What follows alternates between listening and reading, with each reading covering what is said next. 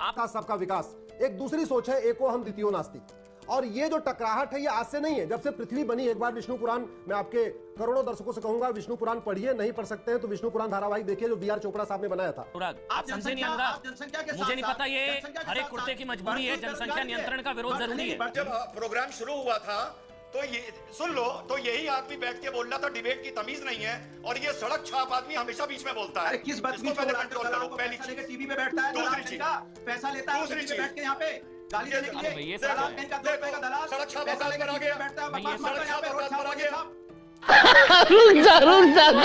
को नरेंद्र मोदी जी से इतनी नफरत है कि जो कार्य सरकार करेगी तो उसका विरोध करेंगे, ये बिना जाने वो देश हित में है या नहीं है, और खुद कोई कार्य नहीं करेंगे, चाहे सत्ता में हो पॉलिसी पैरालिसिस वाली यूपीए की सरकार, चाहे, और उसका पालन सरकार ने किया है। दूसरी बात, इन्होंने कहा हमको बुलाया नहीं गया।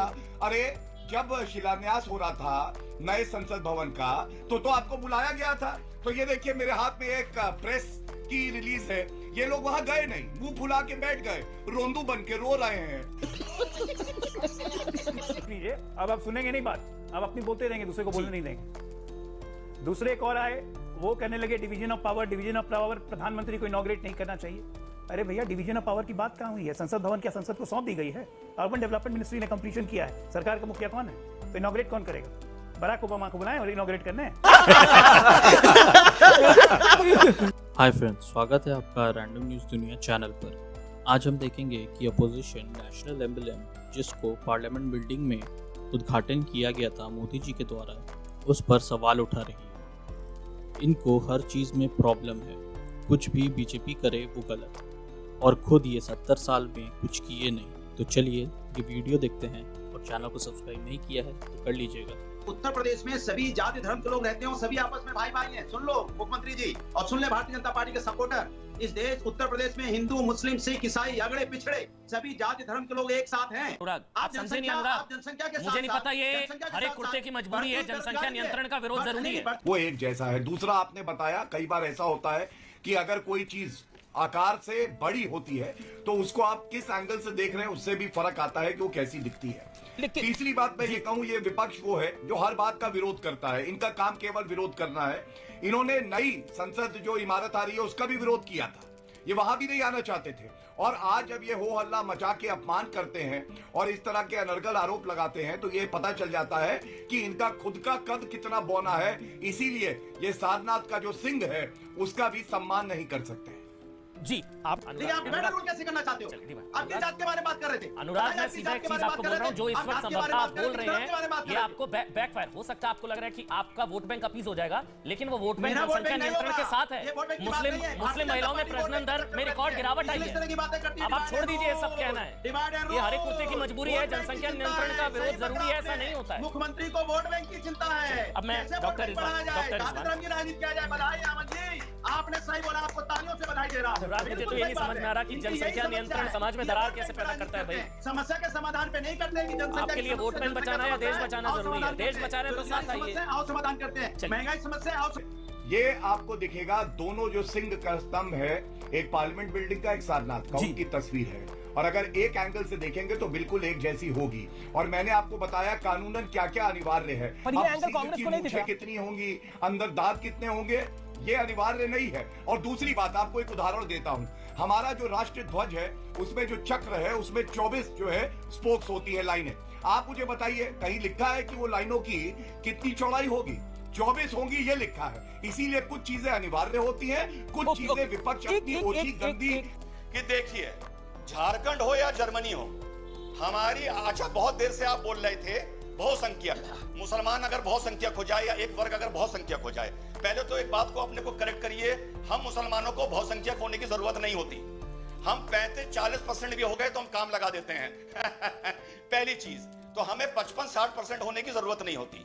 झारखंड हो या जर्मनी हो, जिस दिन हमारी आबादी, जी ये बोल क्या रहे हैं? डरा रहे हैं, बता रहे हैं। ये बोल क्या नहीं बोल रहे हैं, क्या नेशनल चैनल पे क्या बोल रहे हैं? आप डरा रहे हैं रिजवान भाई या बता रहे हैं?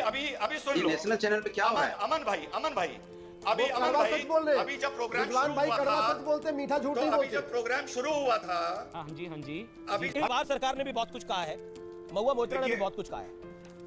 देखिए, ऐसा है, बदलाव किसने किया, इनको किसके तो कहने से नरेंद्र हुआ? मोदी जी सीधा से सवाल नफरत है अमीर जी। जवाहर सरकार तो कह रहे हैं मोदी वर्जन है। नरेंद्र मोदी जी से इनको, हाँ मैं बता रहा हूँ अमीर जी, इनको नरेंद्र मोदी जी से इतनी नफरत है कि जो कार्य सरकार करेगी तो उसका विरोध करेंगे, ये बिना जाने वो देश हित में है या नहीं है, और खुद कोई कार्य नहीं करेंगे, चाहे सत्ता में हो पॉलिसी पैरालिसिस वाली यूपीए की सरकार, चाहे, और उसका पालन सरकार ने किया है। दूसरी बात, इन्होंने कहा हमको बुलाया नहीं गया। अरे जब शिलान्यास हो रहा था नए संसद भवन का तो आपको बुलाया गया था। तो ये देखिए मेरे हाथ में एक प्रेस की रिलीज है, ये लोग वहां गए नहीं, मुंह फुला के बैठ गए, रोंदू बन के रो रहे हैं। अब ऐसा क्यों किया? जब बुलाते हैं तो आते नहीं हैं, और वैसे कहते हैं हमें बुलाया नहीं गया। पहले तो तय कर लीजिए आप खड़े कहाँ हैं, आपको जब बुलाया तो क्यों नहीं आया? जब प्रोग्राम शुरू हुआ था तो ये सुन लो, तो यही आदमी बैठ के बोल रहा था डिबेट की तमीज नहीं है, और ये सड़क छाप आदमी हमेशा बीच में बोलता है। अरे किस बात इसको पहले कंट्रोल करो, पहली चीज। टीवी पे बैठता है, दूसरी चीज, पैसा लेता है, दूसरी चीज, बैठ के यहाँ पे गाली देने के लिए दलाल कहीं का, दो का दलाल, सड़क छाप पैसा लेकर आ गया, बैठता है, ये सड़क छाप आ गया।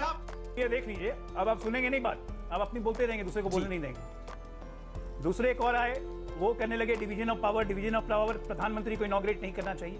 अरे भैया, डिवीजन ऑफ पावर की बात कहाँ हुई है? संसद भवन क्या संसद को सौंप दी गई है? अर्बन डेवलपमेंट मिनिस्ट्री ने कंप्लीशन किया है, सरकार का मुखिया कौन है? तो इनॉग्रेट कौन करेगा? बराक ओबामा को बुलाएं और इनॉग्रेट करने।